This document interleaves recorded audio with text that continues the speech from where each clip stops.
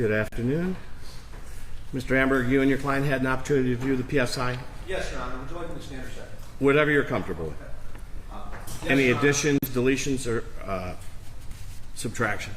None, Your Honor. I had a chance to speak with probation.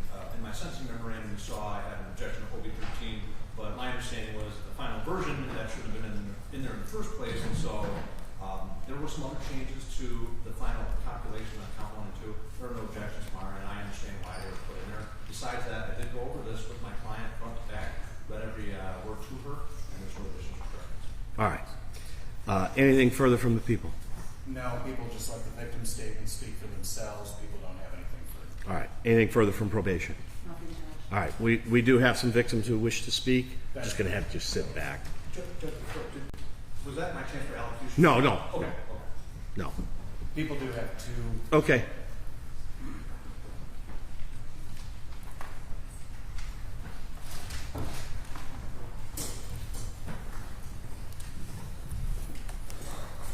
Would you identify yourself for the record, please? Good afternoon, Judge. My name is Brian Phillips. All right. I am the father of Jaden Phillips. Go right ahead, Mr. Phillips.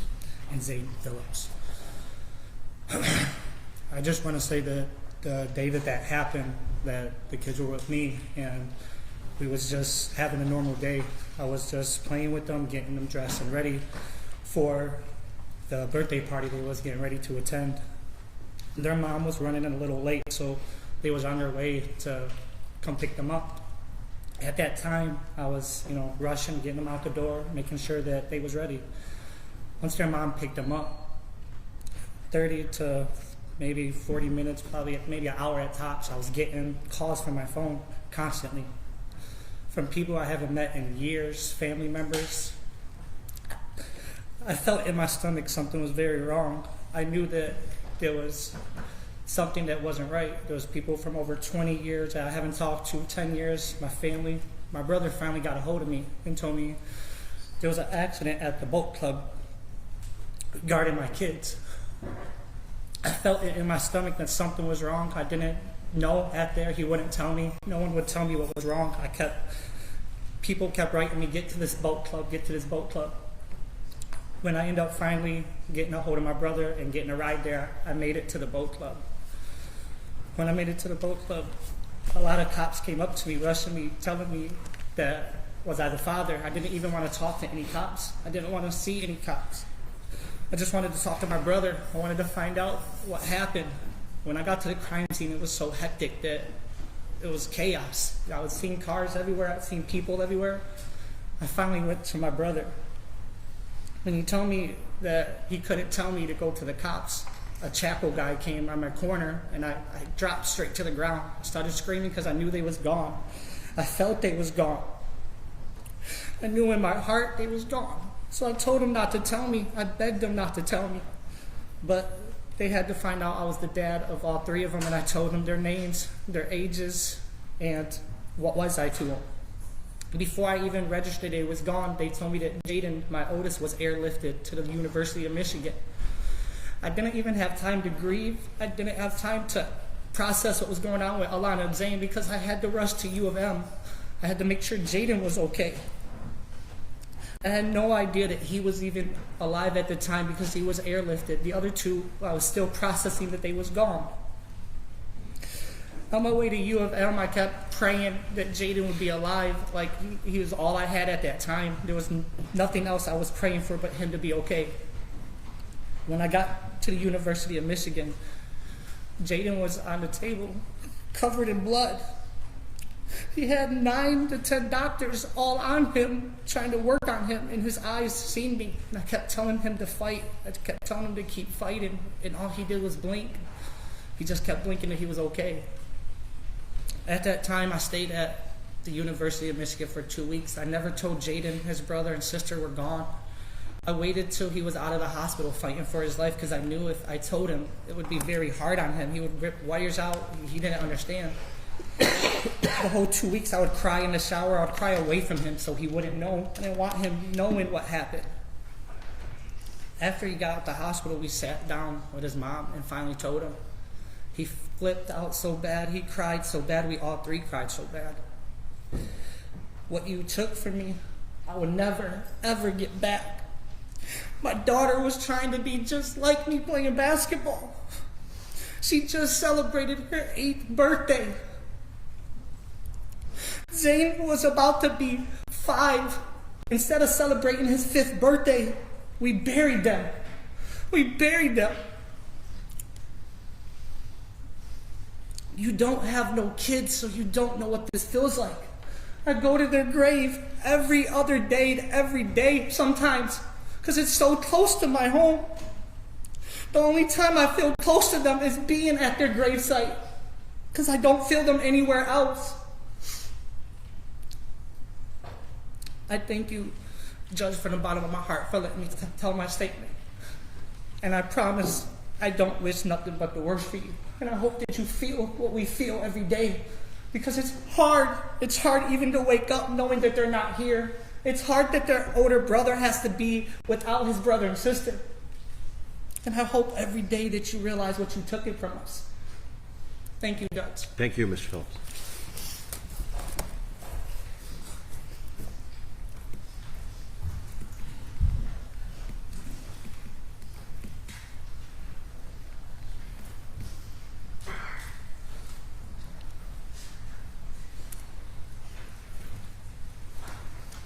I'm going to have you identify yourself, please.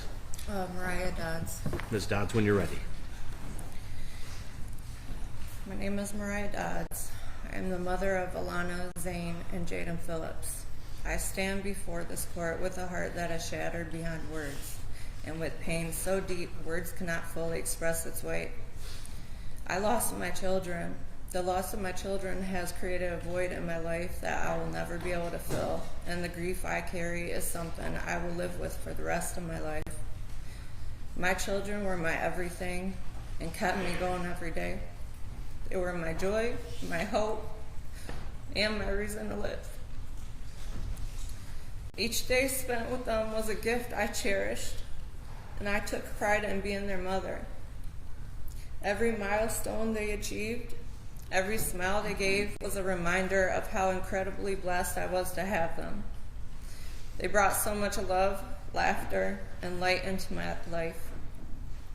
Alana was 8 years old, and she was in the 2nd grade. She was smart, creative, artistic, independent, fearless, and had such a good heart. She loved to dance and read books.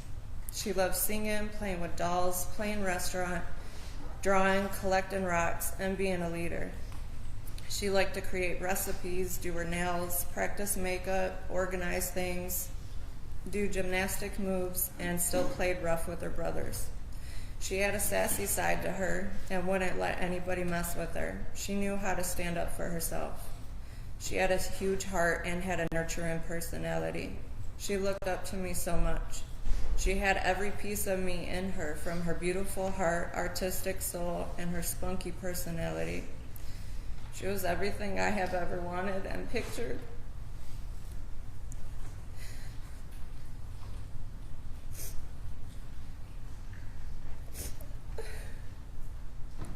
With having a little girl,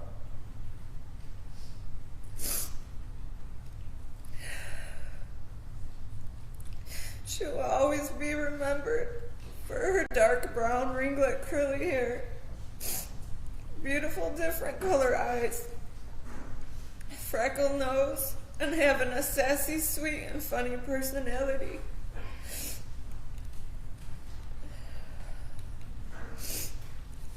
Zane was 4 years old and attended preschool. He was full of energy and loved to make everyone laugh. He loved to bounce around and dance. He enjoyed being funny and loved getting reactions from people. He could make a room full of people laugh. He liked superheroes and collected squishy like sensory figurines called gujitsus. He loved going to the parks and being outside like any other kid. He was super close to both of his siblings and looked up to his older brother Jaden more than anything. He loved playing games and was just starting to learn to read books. He was a tough little boy with the most sensitive, loving heart. I have never had a human being love me so much as he did. He was my little shadow. At home, he spent most of his time by my side or playing with the siblings. He slept next to me every single night. We always had a routine when it was just me and him. He was so sweet and innocent. The love and bond I had to him was indescribable. He was my baby out of all three of my children. He was just learning things, and his personality was still developing. He will always be remembered as the bright, blue-eyed, red-haired, full of energy, silly, most loving little boy. April 20th, 2024 changed my life forever. When I was told my children were no longer here, I felt like I stopped breathing, as if I died inside. All I could remember was screaming, freaking out, and trying to jump out of the hospital bed. The medical professionals had to keep putting me back to sleep because every time I woke up, my body would go into panic. My mind could not understand what was happening, and my body just reacted. Staying awake was too much for me to handle. Everyone knew my kids were gone before me, and I had to let that sink in. I suffered a traumatic brain injury, so trying to remember every detail of what happened during the time, it was so hard to think and process stuff. Everything happened so fast, and I was so confused once I regained consciousness. Having to leave the hospital out of the back door instead of the front did not make sense to me. News stations knocking on my front door before I could even make it home from the hospital was not the kind of spotlight I wanted, considering I was trying to process my kids were really gone. The first time I stepped into my home when I got out of the hospital was just as traumatic for me. Going home without my kids was not normal for me. I had to see everything that was left inside my home when we last left it all together. Having to see their little shoes and coats at the front door with toys laying around my living room made everything feel more realistic. I could not look at anything. I cried to my family to get it all out of my sight because every time I seen something of theirs, I felt like I was going to stop breathing. It was impossible to get everything out of my sight for the moment because my whole home is a memory of them. I am used to my home being noisy and full of laughter. Now it's quiet. It's extremely hard to be in my home now. There are many good memories, but it hurts more than anything living in something that once was full and perfect to nothing but emptiness and false hope to still wait to see them running around. I am the type of person that would not let just anyone come to my home because that is our safe place. After this accident, there were so many people in and out of my home that it was overwhelming. I encountered so many phone calls, so much paperwork, and consistent appointments when all I wanted to do was just close my eyes and pray every time I opened them that it was just a nightmare. I was overwhelmed, overstimulated, in a bad state of mind while trying to process the death of my kids and physically heal with the injuries I had. The panic attacks I had to face felt like my heart was going to stop. Even one point EMS had to come because I thought I was going to die. I felt helpless. I could not move around without support. I could not get out of bed and go to the bathroom without help. I could not bathe myself. With most of my ribs broken on one side, my shoulder blade broken on the other, a golf ball-sized hematoma right on my pubic region, and the back of my neck and skull bruised, I couldn't sit comfortably in a car or sit straight up in a chair without it hurting to breathe. No matter if I laid down, sat up, or tried to walk, everything just hurt so badly. I am so used to taking care of little ones, not having anyone take care of me ever. I felt vulnerable and like a burden on the ones that had to step away from their own life to take care of me and Jaden. I had to break the unwelcome news to Jaden, bury my children, figure out how to even celebrate Jaden's birthday to make it positive for him, mourn Zane's birthday the day after, and face Mother's Day all in the same week. Holidays and events are not the same. My kids were the party and entertainment at every family function or holiday. Everyone's birthdays were gloomy and quiet this year. Halloween was different. Thanksgiving felt like another day. Christmas was sad. It was heartbreaking and just did not feel right. Easter this year was the 1-year death date from this tragedy, and I was not even able to celebrate Easter. Instead, I faced another heartache by going into Alana's room that I have not seen in a year. Her room still smells like her. Her little dollhouse was still set up the same way when she was playing with it last. We were working on her room together, organizing all her toys, redoing the floors, and so on. She was so excited, and I never got to finish it with her. Going out in public is something I must force myself to do to face my fear. The thought of something happening is always on my mind. The fear of getting into an accident panics me every time I'm on the road. Even though I do not remember hearing the big crash noise, I tend to jump and my heart races when I hear loud noises unexpectedly. The injuries I got from this accident took away my self-esteem. My body gets aches and pains from the physical trauma I have suffered. I get in high protective mode when there is something being said about my children or about this tragedy. Seeing the things my kids will love in places aches my heart. I cannot look at parks the same. Driving past their schools hurt. Being around and seeing other children their ages makes me smile, but also at the same time it hurts my heart. The guilt of not wanting to do anything fun in public because my kids are no longer here dwells on me. Doing a simple grocery order bums me out because I'm not buying the snacks they love. Certain songs or movies make me sad because we are not singing or watching them together. I feel guilty about whatever I do because my children are not here with me. There is Mina with everything every day that reminds me of them. Jaden, Alana, and Zane had a special bond like no other. The age gap between them did not reflect anything they did together. Jaden did such an amazing job of protecting his siblings. They looked up to him so much. While Jaden was in the hospital going through surgeries, fighting for his life, and recovering, he had no idea about his siblings. His father was by his side while I was also fighting for my life and recovering as well. I will never forget when me and Jaden seen each other for the first time through video chat. Seeing each other's faces was traumatizing. As a mother, it killed me not to be able to be present to comfort my child and know exactly what was going on with him because of the physical condition I was also in. Throughout all of my kids' life, I always been there whenever they were sick or needed the doctor, and I couldn't even be there for him. Me and his father could not even tell Jaden about his siblings being in heaven until Jaden came home from the hospital. That is when his condition was stable enough and he would have both of us there together to tell him. You do not know how it feels to tell your only living child that his siblings, his best friends, are gone. Jaden had to face many of challenges from this past year. He had to grow up fast and got robbed out of his childhood because of this. Jaden took on the pain a grown man would not be able to tolerate. He laid in a hospital bed in the living room for several months. He could not walk, use the bathroom on his own, or get into a shower.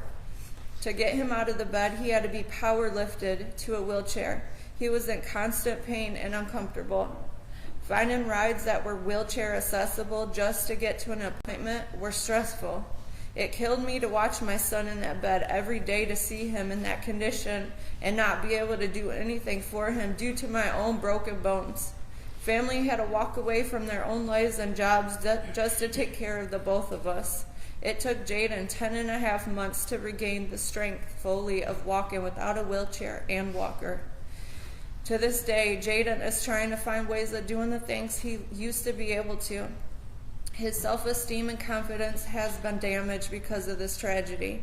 He cannot attend school in person because he is still not fully capable of sitting in a chair all day like other kids.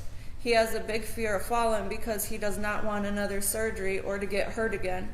Jaden is autistic. He has sensory issues, so you can't imagine what this journey of healing like was for him. Anytime he felt pain was triggered or how he was doing therapy. Jaden is the strongest kid ever. No child should ever have to go through what he has. Leading up to this day, he has made a huge amount of progress, but he also still has ways to go do the things he once could do without hurting or getting tired very easily. Jaden has survivor's guilt. Getting him out of the house to do something fun is a mental process for him. Throughout this, he has shown how brave he is and how high he keeps his spirits of losing his siblings, but also he hurts for them. As I am speaking for him, this is the statement he had to say in the most appropriate way possible. Quotation, "She ruined my life. I want her to pay and spend the rest of her life in prison." End of quotation. Every day since their loss has been a struggle. My heart aches every day, and no matter what I do, the pain is constant. Every day I wake up to a world where they are no longer a part of it. I feel their absence in every corner of my life, in the quiet of the home that once rang with their voices, in the empty spaces where they should be, in every moment when I realize that I am forced to go on without them. No noise in my home freaks me out, and too much noise overstimulates me. I cannot put into words the depth of the emptiness I feel. The loss of my children has affected every aspect of my life. I have lost a part of myself I will never be able to recover. I struggle every day accepting the fact that my kids are forever gone. Simple tasks have been overwhelming. Being social is not desirable to me anymore. I am always jumping around to enjoy hobbies to keep my mind busy, but I lose interest quickly than before. I am forced to confront the reality that my children, the ones I was supposed to care for and nurture, are no longer here with me. That grief has been unbearable, and it has taken away a part of who I am. There are no absolute words of how it feels to lose your children. You just feel it. Your children are a piece of you. When they died, a part of myself died too. If I could describe it the best way possible, I would say time stays still. The days repeat. It's too quiet. It doesn't get any easier. The breakdowns get worse. Missing them gets harder. Moving on makes you feel guilty. You see the world differently. You cherish what you have left in your life a little more, and you fight every day just to stay alive, to keep going. Every day is a thinking process, and nothing will ever be the same again. I must constantly keep my thoughts and actions positive. I have told many people, and I will say it again, I thank God for Jaden. He is the only piece I have left of Alana and Zane. If I lost him that day too, I would have been gone as quickly as my kids were gone as well. Because of Jaden and my closest loved ones, they are the reason I continue to live each and every day. Living is not a choice in my life, because I will still have to always fight and protect Jaden. And I will still always have to be Alana and Zane's voices while they are not here, until I take my last breath. I wish I was alert that day. I would have been able to kiss my kids one last time and tell them I love them. Zane would have been able to hold his mommy that he kept asking for minutes before he passed away.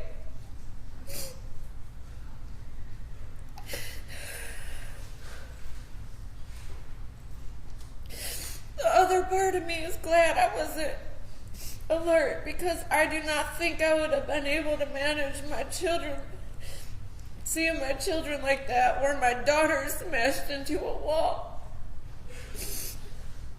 There would have been 3 bodies removed that day instead of 2. Many people have told me how strong I am. Being strong is not a choice in my life. I have to be. You never know what you would do unless you were in the situation yourself. Throughout this process, it seemed never ending. I felt unmotivated to do anything this whole time, because it was my biggest goal to achieve justice, to move forward to my next chapter in life. Every court date, every phone call, and every article I had to encounter was nerve-wracking, gut-twisting, and had me reliving this nightmare repeatedly. As the months go on, you are left with having to move on and learn the new normal, what the new normal life is for you. Eventually, you get out of a routine that you were comfortable and used to doing. You forget how to smile, and you stare off for periods of time, not realizing what you are even thinking about. You must relearn everything all over again, but in a new, different way. It is not easy being in my mindset. This was the toughest battle you cannot even imagine. I smile through the pain just to get me by every day. I surround myself around positive people, places, and things. The hardest part of all of this is missing them. Remembering their smiles, their touch, their sense, them telling you you're the best mom ever. Their fun personalities. Remembering the way their heartbeats felt when they were scared. Remembering the silly voices they would do and nurturing them when they were sick or hurt, or just cuddling them, because that's what made me feel alive. It hurts. I can no longer do those things. As a parent, it is natural to want to protect your children, to provide them with love, safety, and guidance. I was their protector, and I should not have to feel like I failed them because of someone's poor choices. The guilt that comes with this is unbearable. And I question myself every single day, wondering if I could have done something more to keep them safe. But there were no windows or doors. Nobody seen her coming or expected a vehicle to fly into a building. There is only one person to blame. I did my best to provide for my kids and to keep a roof over their heads with everything they needed. I always had mom guilt for working, providing, and just feeling drained. I never dreamed in a million years that the moment we had an opportunity to finally have a family fun day, my kids would never come back home with me. She took everything in my life and destroyed it.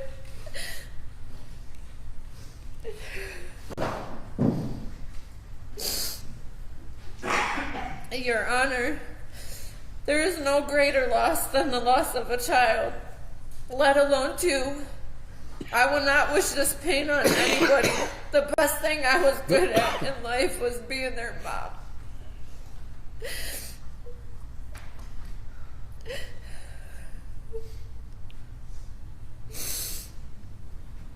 My children were supposed to bury me before I buried them. They had their whole life to live.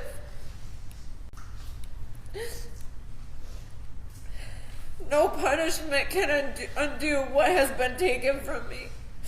But I ask that you consider the immense pain, grief, lifelong suffering, trauma, and the physical lifelong pains that I will continue to endure because of this. My life will never be the same, and I am left to navigate a world where my children are no longer with me. Justice will never bring back my children or heal the pain. But I'll be able to breathe differently, knowing the action she has caused can never hurt anybody else. Having a clean record does not mean you're a good person. Her actions just finally caught up with her, and at the end of the day, she killed two of my kids. I'll never know the answers as to why she didn't stop the first time she ran into something before coming towards the boat club. She showed no remorse for what she has caused. I see past the alligator tears, going on TV and laughing it off like it was no big deal, like it was just a silly mistake. It was like a big slap to my face. A real woman will admit her wrongs and feel some type of sort of sympathy. She has not which makes me feel absolutely disgusted and shows what kind of morals she has. She is an evil and sick individual in my eyes. If Michigan offered the death penalty, I would highly recommend it for her. She is a danger to society, and I feel society would be a danger to her. She makes me feel like she is untouchable, and I do not like that. I have raised awareness for the dangers of drinking and driving, and I plan to keep doing so by using my own story as an example of what can happen. This tragedy is known around the world. I will keep saying my children's names, and I will keep preaching about the dangers of driving impaired. She did not only kill one of my children, she also killed two. She injured my only living child severely, as well as myself. She injured some of my family members, as well as other people that were there that day, physically, mentally, and emotionally. My wounds were poked at while I was on stand, and it took everything in me to remain calm and professional, so I wouldn't jeopardize justice through this entire process. I am exhausted, mentally, emotionally, and physically with this. All I want to do is grieve the way I want and need to for my sanity and peace. I beg and I plead for her to be sentenced to life in prison with no parole. Thank you for allowing me to speak. Thank you, Ms. Betts.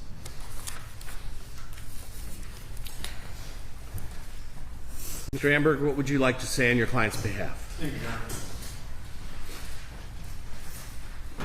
Before I get into what I wanted to talk about my sentencing memorandum, I wish I would have been here. I wish I would have been here a long time ago in this case. I, like many of our community, colleagues of ours, was first found out about this case from the media, from watching the news. And from what I saw, I was disgusted. I can't speak to why former counsel would go on the news and invite this type of scrutiny into this case when clearly people were grieving. But I thought it was disgusting. I truly do. It does not change what happened. But I can say this, since I got on this case recently, the first thing I did was to get the discovery in the case and to go through this with my client. You read the letters from the victims in this case. I mean, it's ripping, it's raw. You look at this discovery, it is horrendous and terrible and tragic.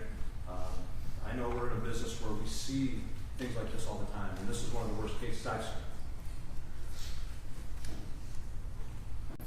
This idea that Ms. Chidester is not remorseful is something I respectfully do not agree with, but I understand why anybody who watched the news would think that.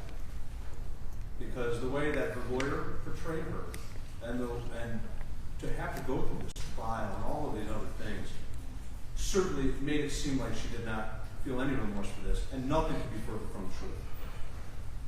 I provided a list of different letters and things like that shows who she was, because before April 20th of last year, if you were to meet Ms. Chidester, you would think she's a normal, kind person. She grew up in this area. The boat club was a place where it was very dear to her. Her father helped found it. When she was married to her husband, they had the reception in the same pavilion where this took place. She served honorably in the Army. She worked at the power plant and served honorably there for the United States, and did charity work, very active in her church. You know, prior to that day, you never would have thought that she would have been here. You know, in my memo, I talked about deterrence and things like that. I think that this case, if anything, stands for this idea that if you make poor decisions with alcohol, that you can face murder. Now, I know that, you know, Your Honor, you, me, prosecutor, we've done a lot of different types of alcohol-related drunk driving cases in our careers. It happens all the time. And this is the end result sometimes, unfortunately, and it's terrible. It truly is. I have asked the court for mercy. I've also said I don't know what a fair sentence looks like in this case. My client's 67 years old. Obviously she's going to go to prison today, but even if she serves less than the guidelines in this case, it will likely be a life sentence. For those who don't know, when you are in prison, it's a hard life to begin with. And many times people on the inside do not live as long as they do on the outside. It's just a harder life. It truly is. Ms. Chidester has all sorts of health issues and things like that. And everything from cardiovascular, neuropathy, thyroid disease. I would say that I'm pretty positive that will get worse as time goes on. Even at 15 years in prison, I think that puts her release date, even if she got out parole at 83 years old. If she gets 25 years old, or 25 years, she's out at 93 years. I don't think she's going to live that long. I asked for mercy and for a sentence that could potentially get her a life of parole sometime late in life. I don't know if that's even possible, quite frankly. I will say this to all these victims out there, because there's a lot of victims here. Obviously, the family, and from what I heard today, it was devastating, truly devastating. And for the letters that I read from the people that didn't speak today, also devastating. I got to say, in this situation, you had everything from grief to heroism, just a range of emotions and things like that. I want to say that I read each one of those letters to my client, each one of them, because I wanted her to hear those. And it was an extremely emotional situation with her. At the end of the day, what does her life look like? I think that what her goal is to try to make things right the best that she can. I don't know what that looks like. You go to prison and try to help others. There may be some opportunities there for her, but in essence, any sentence, even a guideline sentence, is a life sentence for her. It truly is. I did address some legal issues as well in the sentencing memorandum. In there you'll see that I've asked for a concurrent sentence as opposed to consecutive sentences. I know that the people's position is that both count 1 and 2 should be consecutive to each other, and then counts 3 and 4 should be consecutive as well. Even if they were to be run concurrent, that sentence would certainly be of such a nature where I think that the principles of sentencing that I discussed in my brief would be met.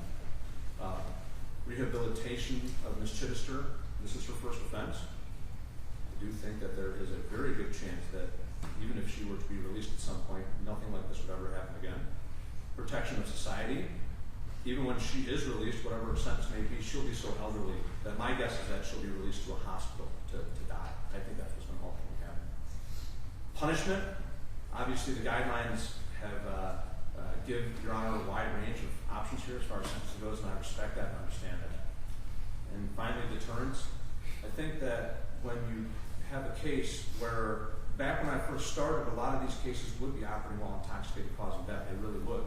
And you would go through trials, or you would go through pleas, and the sentencing options were not as large as they are for a murder 2 conviction. But I'll tell you what, if anybody can get anything from this case for society and for deterrence, it's that if you choose to do this and make these poor decisions, that you could, spend the rest of your life in prison for murdering somebody.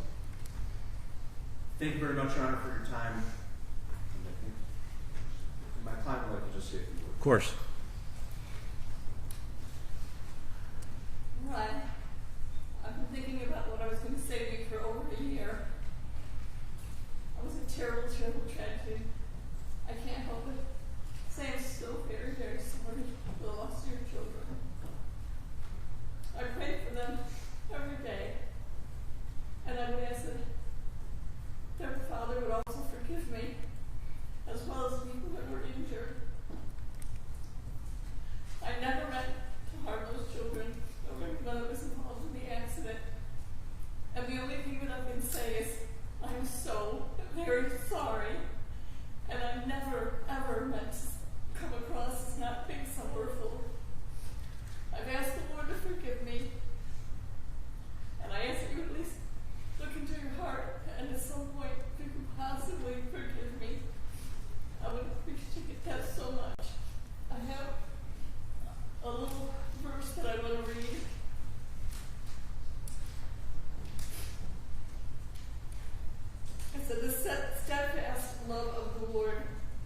never ceases. His mercy never ends. And that comes from Lamentations 3:22. And I hope the Lord will show you some mercy and help you to get over your terrible tragedy, loss of your children. And again, so very sorry. And I pray every day for you and your family, as well as I do for the other people that were injured. I pray that they would be able to recover and get back to their normal selves again. I'm sorry. That's really all I can say. All right, thank you. In this matter, the sentencing guidelines on count 1 and 2, which is the second-degree murder charges, the sentencing guidelines are 225 months to 375 months. On counts 3 and 4, which is operating while intoxicated causing death, the sentencing guidelines are 43 months to 86 months. On counts 5 through 9, operating while intoxicated causing serious injury, the sentencing guidelines are 12 to 24. The defendant has no prior criminal record. This historic courtroom has handled cases for more than 100 years, probably a lot more than that. Many of those cases are tragic and heartbreaking. I've presided over several of those myself. This might be the most tragic and most heartbreaking case that this courtroom has ever seen. 2 small children were killed. 5 others, including 2 other children, were seriously hurt. But more than that, this crime destroyed lives, it destroyed families, and it changed so many people in a very negative way. This has impacted the community in such a way that they're never, ever going to forget what happened on that day. I heard the testimony. I believe the jury got it right. The evidence of this defendant's guilt was overwhelming. The defendant took her prescribed medicine, gabapentin, and had a glass of wine at lunch. That was what was being proposed. She doesn't remember anything else. I didn't believe that. I don't think the jury believed that. Perhaps that's how you get away from the horror of such a thing, is just say, I don't remember what happened. But for me and for the court, the evidence is what we consider. The defendant said she rated herself a 7 on a 1 to 10 scale, with 10 being total blackout drunk. She indicated that she knew it was okay that she didn't drive. Her blood alcohol was 0.18 grams of alcohol per 100 milliliters of blood, and as I said, she had gabapentin in her system. She has no record. Excuse me. She's educated and she had a fine career. She was in the service. I don't take these matters lightly, and I do take them into account. The defendant's sentencing memorandum had a number of letters supporting the defendant, attesting to her character and their interactions with her. I believe them. I think they were heartfelt. I think they were genuine. Only one, however, mentioned alcohol. When I reviewed the 309 screening, which is an alcohol screening attached to the sentencing, the defendant denies a drinking problem and is not interested in any substance abuse counseling. She's well within her rights to maintain her innocence and, I guess by extension, her sobriety. But I'm just looking at the evidence that came in at trial. At 9 a.m. on the day this crime happened, the defendant was at the Fermi 3 Party store purchasing a 4-pack of wine and a large bottle of wine. 9 a.m. Circumstantial evidence shows that she was drinking at the home that day before heading to the boat club. Hours later, she still had a 0.18 blood alcohol. This wasn't just an accident, it was a crime. It could have been avoided. It's not against the law to drink, but it's against the law to drink and drive. The defendant lived so very close to this boat club, she could have simply walked down there. After getting in the vehicle, backing into the neighbor's car, forcing it through a fence, she then placed her vehicle in drive, speeding off towards the boat club, reaching 44 miles an hour. This is where a person would stop and say, hey, wait a second, I shouldn't be driving. I'm in no shape to drive. But she didn't do that. She made a conscious decision to shift the vehicle from reverse to drive and race to the boat club. This was a wanton and willful disregard of the likelihood that the natural tendency of this would be death or great bodily harm. For all those reasons, I find the following to be a reasonable and proportionate sentence. On counts 5 through 9, which were the operating under the influence causing serious injury, You're to serve 24 months to 60 months. Michigan Department of Corrections, credit 76 days. 340 state costs, $1,595 in restitution to Diane Medina as a condition of parole. On counts 3 and 4, which are the operating under the influencing causing death, you're to serve 84 months to 180 months. Michigan Department of Corrections, credit 76 days, 136 state costs. On counts 1 and 2, which are the second-degree murder charges, you're to serve 25 years to 50 years. Michigan Department of Corrections, credit 76 days. 130 crime victims' rights, 136 state costs. All these counts will be concurrent with each other. You have the constitutional right to appeal, Ms. Chester. You also have the right to an attorney. If you can't afford an attorney, one would be appointed for you at public expense. You have 42 days from today to request an appellate attorney on the form you're going to be given and asked to initial. Thank you, counsel. Yes. We have discussed our colleagues here.